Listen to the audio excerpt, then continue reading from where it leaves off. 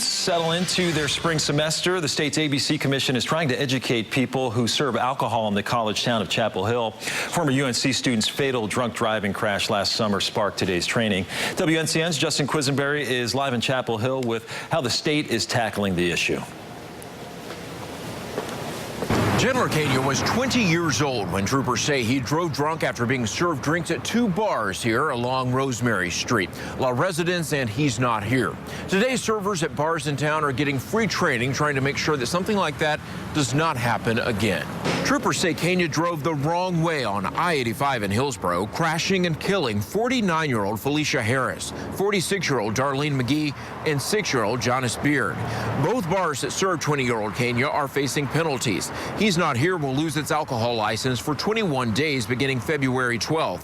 The bar agreed to pay a $5,000 fine to avoid a 30-day suspension.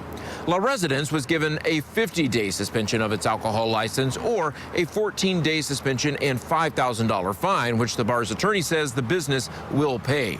WNCN Investigates found La Residence has been cited 4 times since 2011.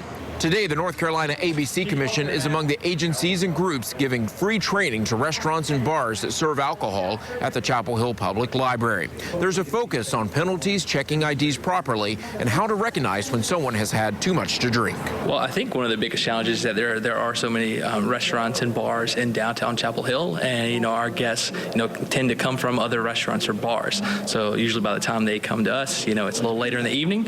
So it's very important that we're aware of when to be able to tell that that's their limit at that point. In the Kenya case, there have been several lawsuits filed, some of them against the bars that served him. Kenya was indicted on 13 charges in September. His next court date is about a month away, March 8th.